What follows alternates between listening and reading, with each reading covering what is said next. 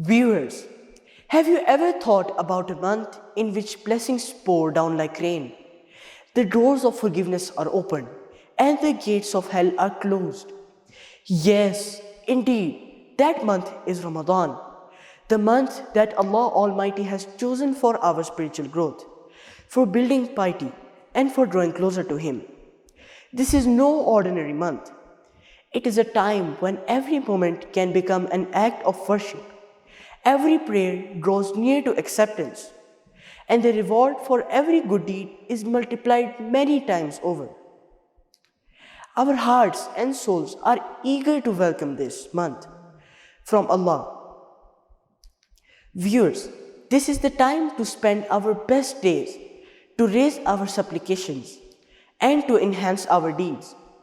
Let us prepare to greet this blessed month and move forward toward the pleasure of Allah.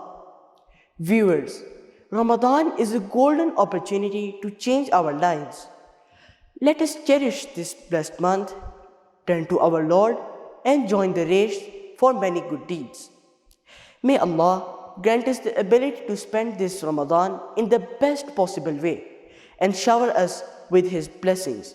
Ameen.